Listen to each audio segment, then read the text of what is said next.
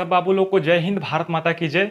आज हमको देखना है ऐतिहासिक नगर, इमारत, प्रतिमाएं व उनके वास्तुकार। ऐतिहासिक नगर, इमारत, प्रतिमाएं व उनके वास्तुकार। तो सबसे पहला है लोटस टेम्पल। लोटस टेम्पल है कहाँ? दिल्ली में है ये।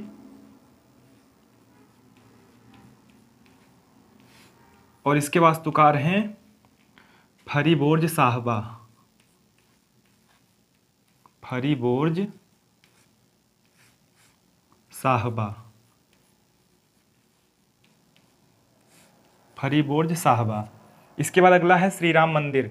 श्री राम मंदिर ये आपका बाबू सबको पता है, अयोध्या में है ये।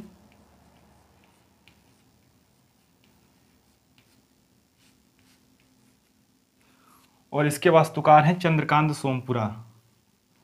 चंद्रकांत सोमपुरा। चंद्रकांत सोमपुरा, इसके वास्तुकार कौन है? चंद्रकांत सोमपुरा। और इसके साथ साथ इनके दो बेटे हैं जिनका नाम है आशीष सोमपुरा। आशीष सोमपुरा और निखिल सोमपुरा। आशीष सोमपुरा और निखिल सोमपुरा, ये दोनों लोग भी श्री राम मंदिर जन्मभूमि से जुड़े हुए हैं। इसके वास्तुकार कौन है? चंद्रकांत सोमपुरा, इनके दो बेटे आशीष सोमपुरा और निखिल सोमपुरा। है मंदिर कहाँ? अयोध्या में। लोटस टेम्पल दिल्ली में है। और इसके वास्तुकार है फरीबोर्ज साहबा। फरीबोर्ज साहबा। फरीबोर्ज साहबा। इसके बाद अगला है statue of unity. Statue of unity के वास्तुकार राम वी सुतार। राम वी सुतार। ये कहाँ पे है? सबको पता है, गुजरात में है। गुजरात में। स्टैचू ऑफ यूनिटी की ऊंचाई जो है वो 182 मीटर है। 182 मीटर। और इसी के साथ साथ ये दुनिया की सबसे ऊंची प्रतिमा है। दुनिया की सबसे ऊंची प्रतिमा कौन सी? Statue of unity. ये किसकी मूर्ति है? सरदार वल्लभ भाई पटेल की। सरदार वल्लभ भाई पटेल की। तो देखो, प्रधानमंत्री नरेंद्र मोदी द्वारा, पीएम मोदी द्वारा सरदार वल्लभ भाई पटेल की, सरदार पटेल जी की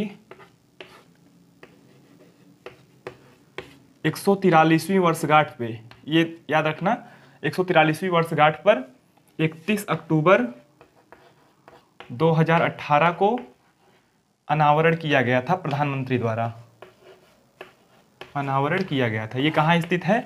ये नर्मदा नदी के तट पर सरदार सरोवर बांध के पास। यहाँ लिख दे रहे हैं, नर्मदा नदी के तट पर, कहाँ पे? सरदार सरोवर बांध। सरदार सरोवर बांध के पास। सरदार सरोवर बांध के पास स्थित है। ये दुनिया की सबसे ऊंची प्रतिमा है। इसकी ऊंचाई कितनी है? 182 मीटर है। और ये पटेल जी की 143वीं वर्षगांठ पर इसका अनावरण प्रधानमंत्री मोदी द्वारा किया गया था। कब? 31 अक्टूबर 2018 को। ये दुनिया की सबसे ऊंची प्रतिमा है। हाइट कितनी है? 182 मीटर। हाइट 182 और जयंती कौन सी थी? 143। 143 और 182 दोनों रिलेट है आपस में, इसको याद कर लीजिएगा। इसके बाद भारतीय मुद्रा के लिए रुपए का डिजाइन। जो भारतीय मुद्रा है उस पर जो रुपए का डिजाइन ये है, एक पाई फिर उसके नीचे समांतर पाई। ये किसने दिया था? इसके वास्तुकार थे professor Uday Kumar. Professor Uday Kumar. Professor Uday Kumar. रुपए का डिजाइन किसने दिया था? प्रोफेसर उदय कुमार। अब आगे इतना देख लीजिए, फिर आगे बढ़ते हैं। लोटस टेम्पल फरीबोर्ज साहबा। फरीबोर्ज साहबा। श्री राम मंदिर चंद्रकांत सोमपुरा और उनके दो बेटे आशीष सोमपुरा और निखिल सोमपुरा। श्री राम मंदिर कहाँ है? अयोध्या में है, सबको पता है। लोटस टेम्पल कहाँ है? दिल्ली में। इसके बाद स्टैचू ऑफ यूनिटी गुजरात में है। हाइट इसकी 182 मीटर है और ये दुनिया की सबसे ऊंची प्रतिमा है। इसका अनावरण पीएम मोदी द्वारा 31 अक्टूबर 2018 को सरदार वल्लभ भाई पटेल की 143वीं जयंती पर किया गया था। ये नर्मदा नदी के तट पर सरदार सरोवर बांध के पास स्थित है। इसके बाद है भारतीय मुद्रा के लिए रुपए का डिजाइन किसने दिया था? प्रोफेसर उदय कुमार ने। किसने? प्रोफेसर उदय कुमार ने। इतना देख लो, फिर आगे बढ़ते हैं।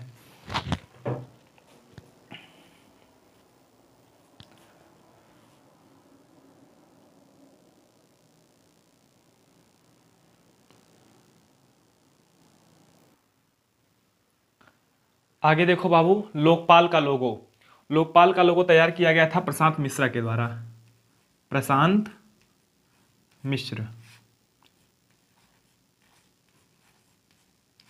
और देश के पहले लोकपाल थे पिनाकी चंद्र घोष। देश के पहले लोकपाल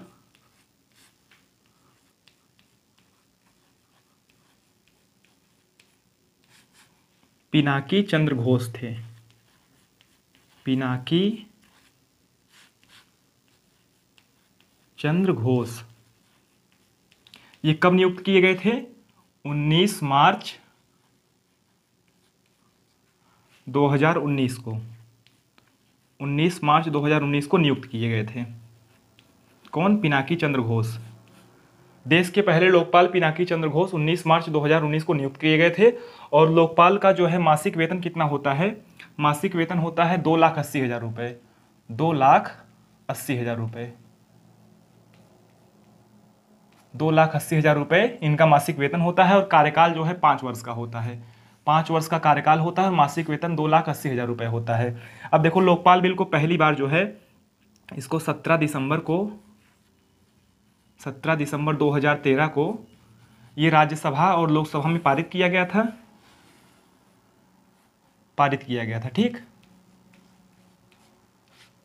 इसके बाद 1 जनवरी 2014 को प्रणब मुखर्जी द्वारा इसको स्वीकृति मिली। प्रणब मुखर्जी जी कौन थे? राष्ट्रपति थे, महामहिम राष्ट्रपति प्रणब मुखर्जी, प्रणोदा। ठीक, प्रणब मुखर्जी द्वारा इनको स्वीकृति मिली थी इसी लोकपाल बिल को। लेकिन इसके बाद 16 जनवरी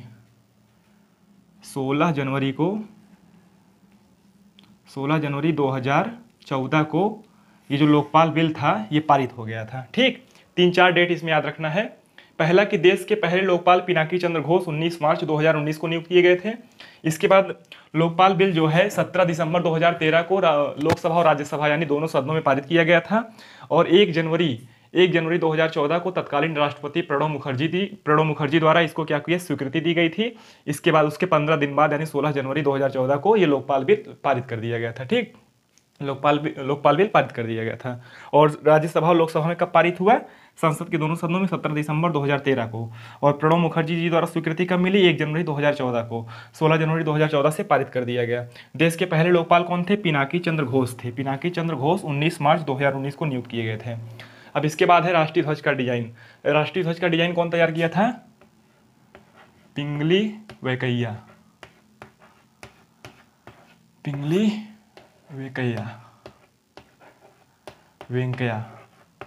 वेंकैया। एक मिनट बाबू, राष्ट्रीय ध्वज है हमारे पास, ये देखो।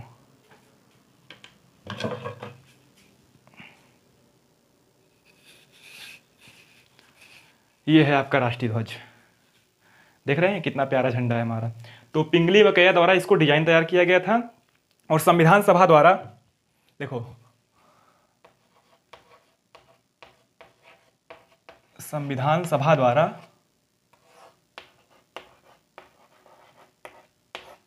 22 जुलाई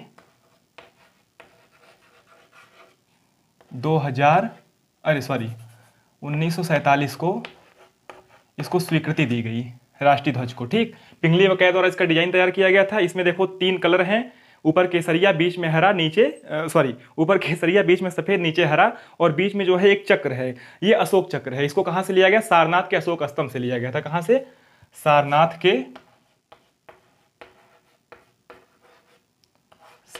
के अशोक स्तंभ से लिया गया था।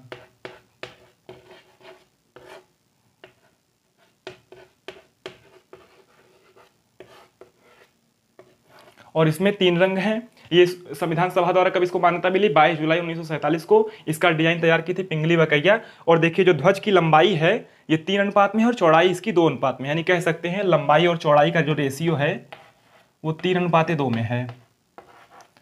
राष्ट्रीय ध्वज की लंबाई और चौड़ाई का अनुपात 3:2 में होता है। इसमें देखो जो केसरिया रंग है, केसरिया रंग,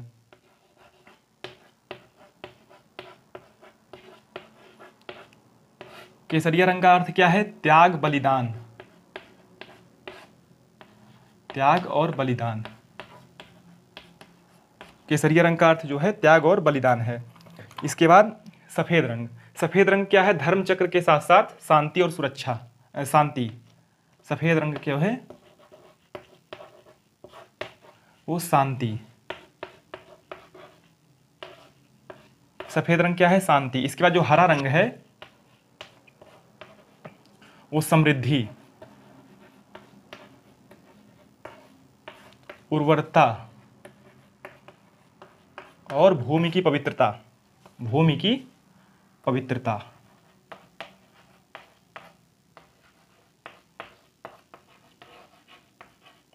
भूमि की पवित्रता, ठीक। और इसके बाद जो इसमें जो अशोक चक्र दिया है, इसमें 24 तीलियां हैं। कितनी तीलियां? 24 तीली होती है। और ये जो ये है गहरा नीला है एकदम, 24 तीली गहरा नीला। और अशोक चक्र ये दर्शाता है कि निरंतर चलना ही जीवन है, रुकने का अर्थ मृत्यु है। निरंतर चलना जीवन है, निरंतर चलना जीवन है और रुकने का अर्थ मृत्यु है। ये अशोक चक्र दर्शाता है। इसकी लंबाई और चौड़ाई का अनुपात, लंबाई 3 अनुपात में है और चौड़ाई 2 में है। लंबाई और चौड़ाई का अनुपात 3 अनुपात 2 में है। इसका डिजाइन कौन तैयार किया था? पिंगली वैकेया तैयार की थी। और इसको संविधान सभा से स्वीकृति कब मिली? 22 जुलाई 1947 को। 22 जुलाई 1947 को इसको संविधान सभा से स्वीकृति मिली। सफेद रंग शांति का प्रतीक है, केसरिया रंग त्याग और बलिदान का प्रतीक है, और हरा रंग जो है समृद्धि और उर्वरता का प्रतीक है। ठीक है, कोई दिक्कत इसमें? राष्ट्रीय ध्वज में अब झंडे को रख दें। चलिए फिर आगे बढ़ते हैं। बाबू राष्ट्रपति भवन।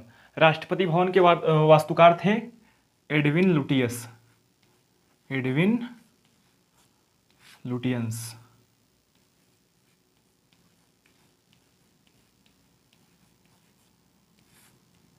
राष्ट्रपति भवन का निर्माण जो हुआ था हर्बर्ट बेकर की देखरेख में हुआ था। हर्बर्ट बेकर की देखरेख में 1912 में शुरू हुआ था और 1929 में कंप्लीट हुआ। ये राष्ट्रपति भवन है कहाँ? दिल्ली में। दिल्ली में कहाँ? रायसीना की पहाड़ी पे। रायसीना की पहाड़ी कहाँ पे है? दिल्ली में रायसीना की पहाड़ी पर। हर्बर्ट बेकर की देखरेख में 1912 में शुरू हुआ था और 1929 में कंप्लीट हो गया था। ये कहाँ पे है? दिल्ली में रायसीना की पहाड़ी पर। और इसमें राष्ट्रपति भवन में टोटल 340 कमरे हैं, 340 रूम। और राष्ट्रपति भवन के ठीक पीछे जो है, राष्ट्रपति भवन के ठीक पीछे जो है मुगल गार्डन है। मुगल गार्डन पहले था, उसका नाम क्या है? अमृत उद्यान है। अमृत उद्यान।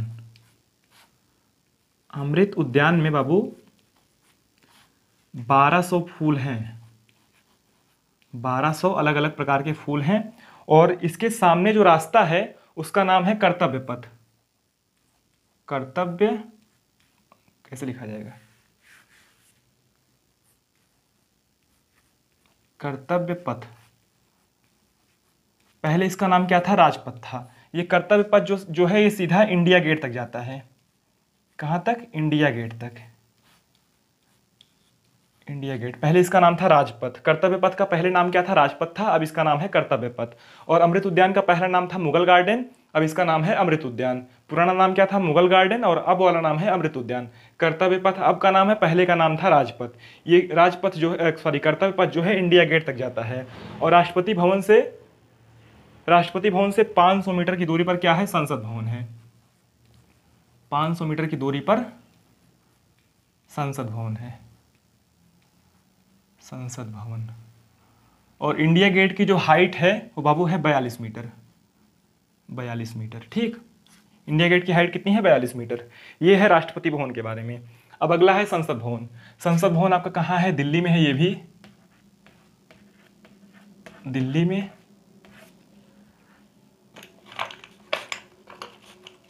संसद भवन कहाँ है? दिल्ली में। और इसके वास्तुकार थे यही एडविन, छोटा वाला बिल्कुल नहीं चलता, बड़ा वाला तो और भी नहीं चलता, एडविन लुटियंस। इसके वास्तुकार कौन थे? Edwin Lutyens. कहाँ है? दिल्ली में। संसद भवन कहाँ है? दिल्ली में। राष्ट्रपति भवन से 500 मीटर की दूरी पर है संसद भवन। इसके बाद है इंडिया गेट। इंडिया गेट की हाइट कितनी बताएं? 42 मीटर। 42 मीटर हाइट है दिल्ली में। और इसके वास्तुकार कौन है? Edwin Lutyens.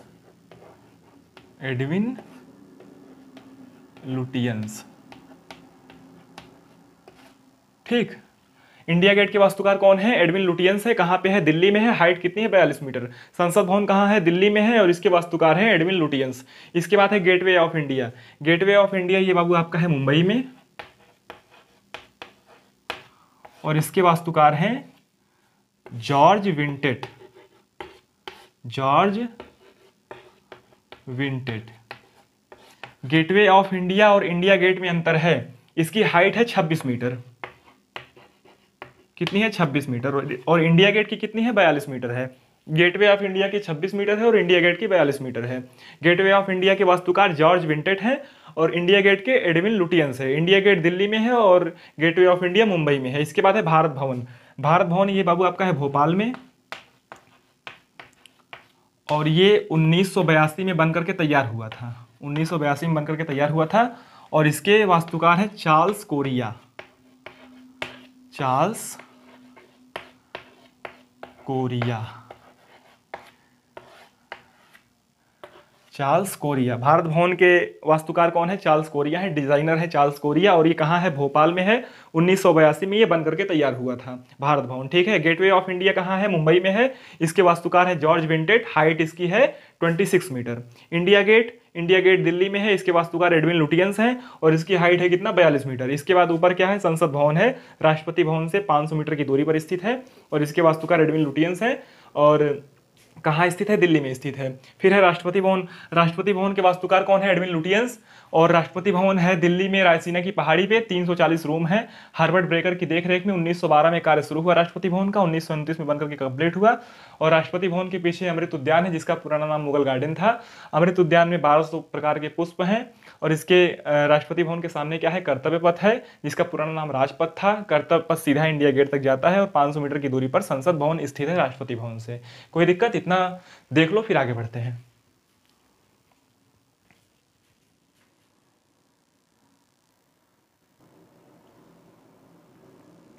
आगे देखो बाबू, छत्रपति शिवाजी महाराज टर्मिनल। छत्रपति शिवाजी महाराज टर्मिनल इसका है फ्रेडरिक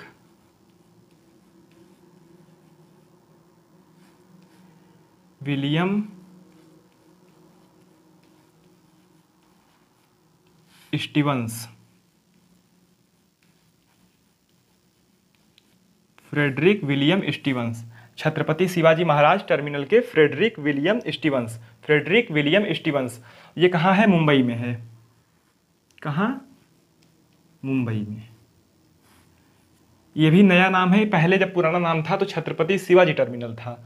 अब क्या है? छत्रपति शिवाजी महाराज टर्मिनल इसका नया नाम है। इसके वास्तुकार थे फ्रेडरिक विलियम स्टीवंस। ये कहाँ है? मुंबई। छत्रपति शिवाजी की तस्वीर यहाँ पे लगी हुई है। ठीक।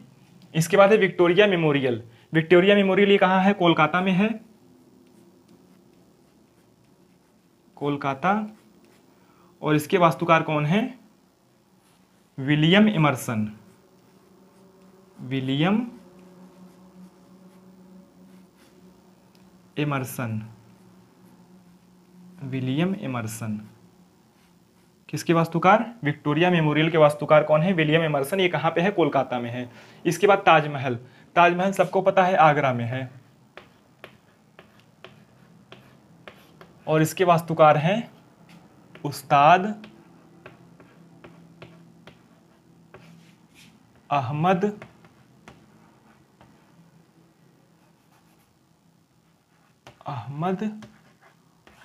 लाहौरी। ताजमहल के वास्तुकार कौन है? उस्ताद अहमद लाहौरी हैं। उस्ताद अहमद लाहौरी। इसके बाद है लाल किला। लाल किला आपको पता है दिल्ली में है।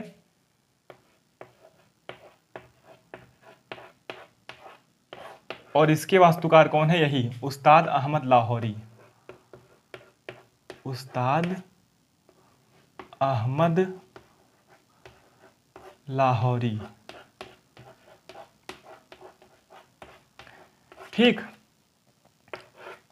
उस्ताद अहमद लाहौरी। लाल किला के वास्तुकार उस्ताद अहमद लाहौरी और ताजमहल के वास्तुकार उस्ताद अहमद लाहौरी। संस्थापक इसके कौन थे? शाहजहां थे। और ये ताजमहल है कहाँ? आगरा में है। और लाल किला कहाँ है? दिल्ली में। इसके बाद रॉक गार्डन। रॉक गार्डन आपका बाबू चंडीगढ़ में है, चंडीगढ़ में है।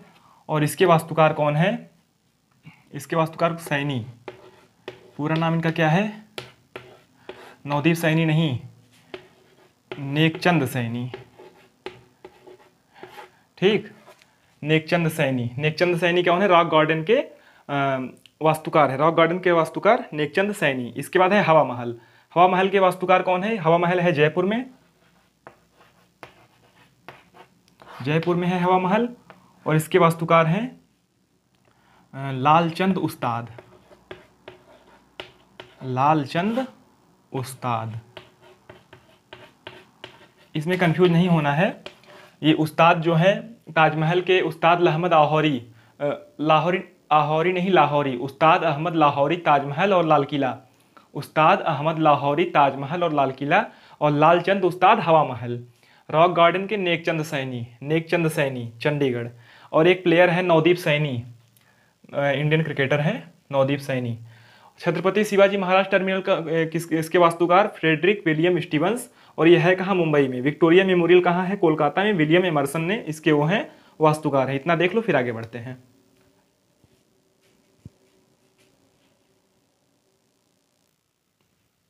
आगे देखो बाबू, कोलकाता नगर। कोलकाता नगर के वास्तुकार कौन थे? Job चारनाक, job चारनाक। इसके बाद है चंडीगढ़, ली कार्बूजियर, ली कार्बूजियर, कार्बूजियर। कोलकाता नगर के जॉब चारनाक और इसके चंडीगढ़ के ली कार्बूजियर, चंडीगढ़ के ली कार्बूजियर, चंडीगढ़ ली कार्बूजियर। कोलकाता के जॉब चारनाक, जॉब चारनाक। इसके बाद भुवनेश्वर, भुवनेश्वर के वास्तुकार थे कोनिस बर्गर, कोनिस बर्गर, कोनिस बर्गर। इसके बाद है जयपुर। जयपुर के वास्तुकार विद्याधर भट्टाचार्य, भट्टाचार्य, भट्टाचार्य, विद्याधर भट्टाचार्य। किसके? जयपुर के। इसके बाद अगला है मुंबई। मुंबई के वास्तुकार कौन थे? ओनाल्ड, ओनाल्ड आक्जियर, ओनाल्ड आक्जियर। इसी के साथ साथ आपका ये टॉपिक हुआ कंप्लीट। एक बार देख लो, फिर हमें बता दो। कोलकाता नगर के वास्तुकार जॉब चारनाक, जॉब चारनाक। चंडीगढ़ के ली कार्बूजियर, ली कार्बूजियर। इसके बाद भुवनेश्वर के कोनिस बर्गर, कोनिस बर्गर, भुवनेश्वर के कोनिस बर्गर। फिर जयपुर के वास्तुकार विद्याधर भट्टाचार्य, विद्याधर भट्टाचार्य। मुंबई के वास्तुकार ओनाल्ड ऑक्जियर, ओनाल्ड ऑक्जियर। कोलकाता के जॉब चारनाक, जॉब चारनाक। चंडीगढ़ के ली कार्बूजियर, ली कार्बूजियर। इसके बाद भुवनेश्वर के कोनिस बर्गर, कोनिस बर्गर, भुवनेश्वर के कोनिस बर्गर। मुंबई के ओनाल्ड ऑक्जियर, ओनाल्ड ऑक्जियर। इसके बाद जयपुर के विद्याधर भट्टाचार्य, विद्याधर भट्टाचार्य। इतना देख लो, फिर आगे की क्लास में कल देखेंगे। Thank you.